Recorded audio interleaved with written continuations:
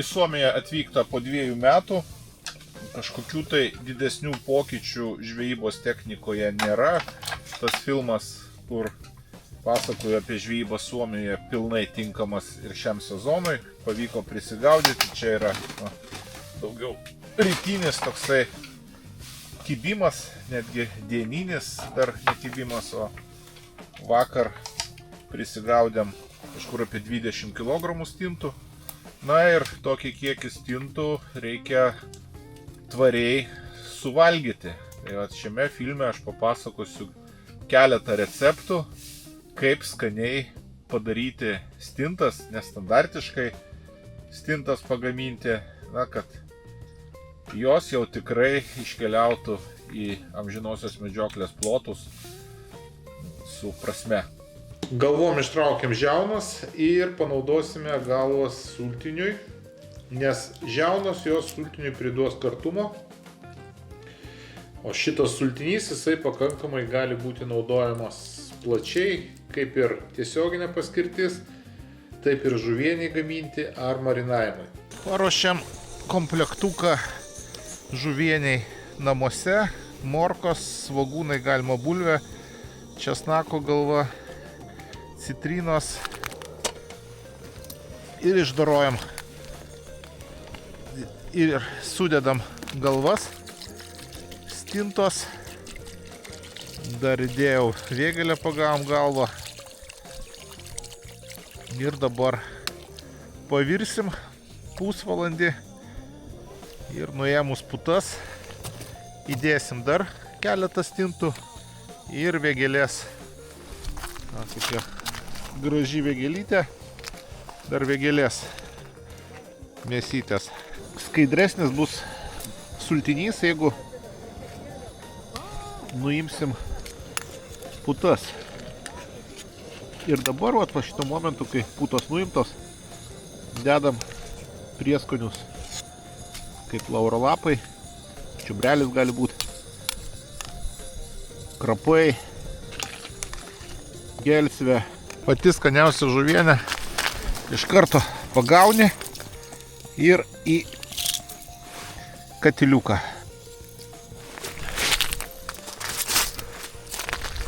Atsivežti premium klasės stintą, kuri būtų nesumaigyta ir kuri būtų šviežia, taip pat yra pakankamai sudėtinga. Ir vakuumatorius tampa būtinuoju žvejybos įrankiu. Mes buvome 3 dienas, tai pirma diena, ar ten jau, sakykime, naktis, mes baigiam kažkur tai 11:30 nakties, tai žuvis nuėjo, buvo suvakuumuota ir įdėta į šaldiklį. Vėliau jį keliaus termodėžėje, apačioje termodėžės. Antrą dieną žuvis buvo vakuumuota ir dedama ant ledo. Ir tokia žuvis, jinai šviežia išsilaikyti gali savaitę tikrai, netgi galbūt 2 savaitės, o jeigu išdorot, tai galima dar ir ilgiau žuvį išlaikyti vakuume, laikant ją 0 laipsnių temperatūroje. Ir paskutinės dienos jau stinta, kuri buvo pagauta jau mums išvažiavus iš apartamentų, dėl to vakuumuoti negalėjo, bet įdėjom į termodėžę ledo ir lede atvažiavo šviežios nesumaigytos stintos, kurias prieš gaminant suskirstau pagal dydžius, kaip ir verta suskirstyti kiekvienos dienos laimikį. Tai yra čia 50 gramų, kurios eis kepimui, ir iki 50 gramų, kurios bus idealios marinavimui. Stintų kepimui jas iš dalies išdorojam, prapjaunam, nupjaudami stuburą, tada įpjovimą padarom iš apačios po pelekais, bet matot, jungimą nėra susijungimo, nenupjaunam žarnų ir jas mes ištraukiam. Viskas paruošta stinta kepimui, galvos jos eis į sultinuką, būtinai aišku išimti reikia žiaunas. Klasikinis stintos kepimo metodas, kiek padruskinam stintą, ją apvaliuojame miltuose, įkaitinam gerai keptuvę, apvaliojam stintą kiaušinyje ir dedam į gerai kaitintą keptuvę, nes gerai kaitintoje keptuvėje aliejus neprisigers į žuvį. Ir kepinam kiekvieną pusę po 2 kažkur minutės ir turim jau pačią skaniausią stintą. Nedorota stinta, jinai gaunasi gerokai sultingesnė ir ikrai neišsausėja, kaip juos tiesiogiai kepti. Iš pačių didžiausių stintų padarysime silkę alaus tešloje. Nupjaunam galvą.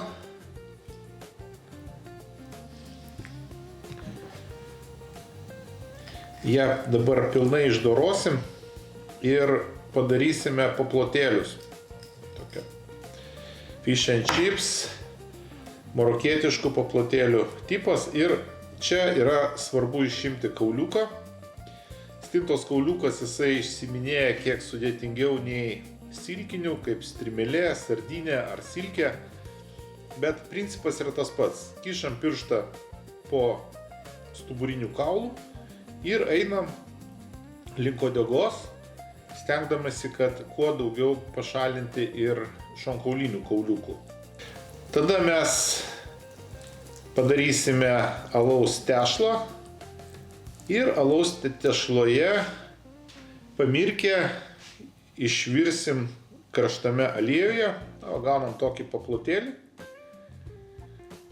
kuris sutirps. Galima išpjauti ir šitą peleką. Čia nuplėšiau apatinius pelekus, bet principe jie pakankamai gerai sukepa. O iš ikriukų galim padaryti blinelius arba toj pačioj alaus tešloje išvirti. Paruoštus gabaliukus padruskinsim ir papipirinsim.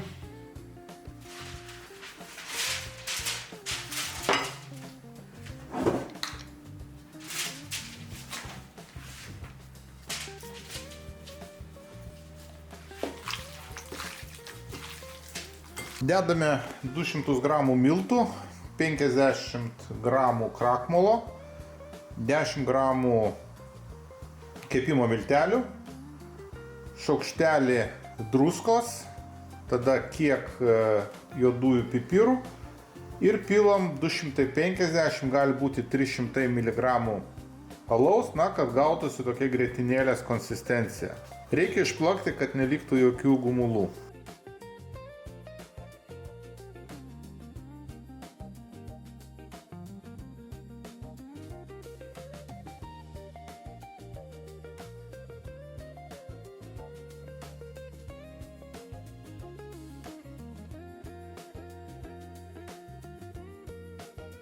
Marinavimo naudojam mažesnės stintas, jos ir geriau prakeps, ten daug labai mėsos nereikia. Jas pirmiausia išdorojam. Išdorojam kaip ir kepimui, įpjaunam prie galvos, kad prapjauti stuburinį kaulą, bet nesujungiam pjūvį taip, kad galėtumėm ištraukti žarnas. Ir paliekame viduje ikrus.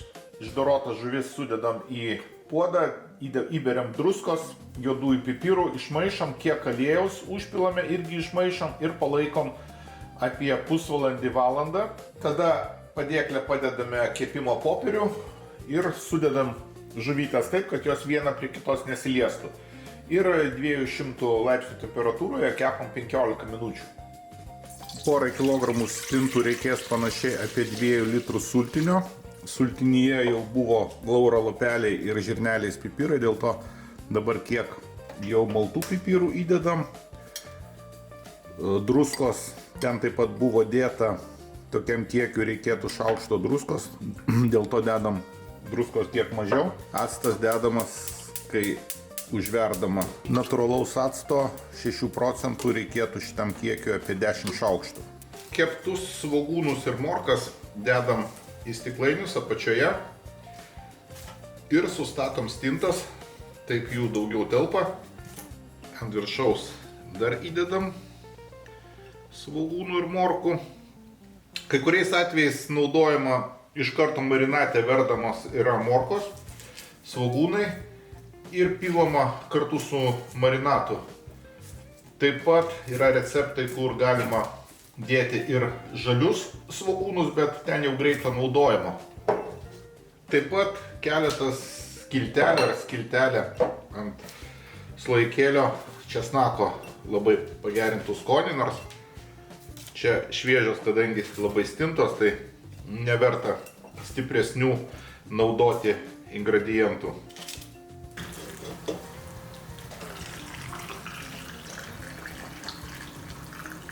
Vienas mėgstamiausių receptų su stinta yra ale portugališkas kaldeirada.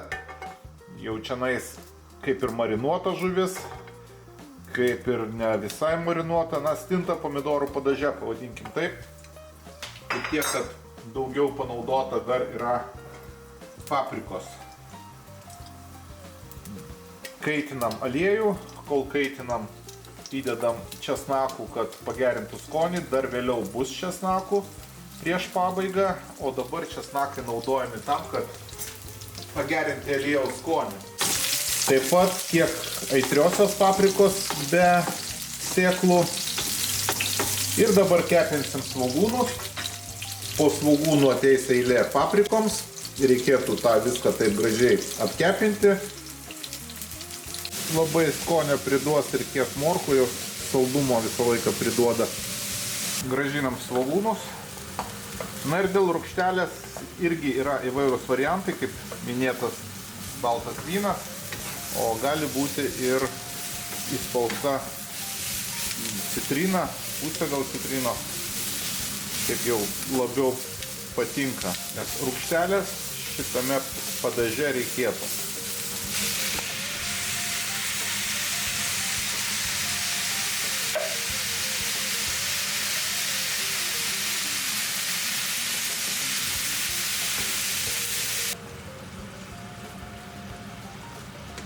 Dalį padažo dedam į puodo apačią. Orkaitėje keptos stintos, galima ir keptuvėje jas įsikepti, tik tai orkaitėje daug greičiau. Na ir keptuvėje išeina kiek sultingesnės stintos. Ir dabar dedam sluoksnius stintų. Jeigu stintų daugiau, galima dar pasluoksniuoti su padažiuku. Čia rūgšties tikrai pakaks nuo pačių pomidorų, gana rūgštus, vyno nepilsiu. Ir ant viršaus taip pat užpilame padažo. Šitos stintos labai puikiai tiks su bulvėmis, su ryžiais. Palaikyti ir valgyti jau galima po poros valandų, bet pats skaniausias bus, jeigu vėsiai laikyti kokią parą. Dviem skirtingais būdais marinuota stinta. Klasikinis būdas su actu, nors tas klasikinis tai yra irgi eskabečė paplitęs prie Viduržemio jūros žuvies marinavimo būdas. Jis geriausiai tinka su bulvėmis. Ir antras būdas yra su pomidorais, kaldeirada metodas, kai rūgštis jau pomidorų yra išnaudojama ir jau geriau tinka kaip sumuštinis su balta duona ir su sviestuku. Paragavus vis dėlto daugumos nuomonė, kaldeirada būdas laimėjo. Taip pat galima panaudoti ir miltus, pavolioti miltuose. Teisingiau yra kiekvieną stintą atskirai suvolioti. Ir taip pat reikia žiūrėti, kad tos stintos, mažiau tarpusavėje liestusi. Ir tada mes dedame iki 200 laipsnių įkaitintą orkaitę 25-30 minučių. Pamarinuojam kiek stintas, užberiam druskos, pipiriukų. Pakanka principė, nes jos dar spurdėjo prieš dedant ant griliaus. Na ir grilių reikia gerai prakepinti.